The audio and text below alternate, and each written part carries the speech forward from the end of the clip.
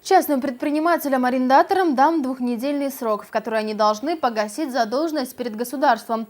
В долгу, как оказалось, и физические лица, не приватизировавшие свои земельные участки. В случае неоплаты арендаторам грозит судебное разбирательство. Все подробности у Алевтины Банадыковой. Получила.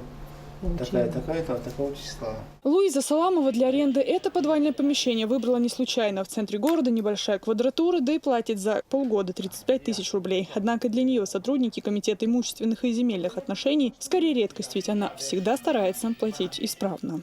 Помещение арендовать с 2003 года арендовать ящу, дадал дизеха, дал садишься долеха, сеймахилар дал герчлиер шо кафе чабуабеш.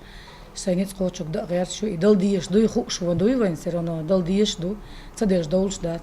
Рейды сегодня идут по всей столице. Представители комитета лично вручают письменное уведомление, в котором обязывают арендаторов-должников погасить задолженность в двухнедельный срок. Требования касаются в том числе и тех, кто живет в частных домах на неприватизированных земельных участках. Мэрия города Грозного арендные платежи оплачивает уведомление.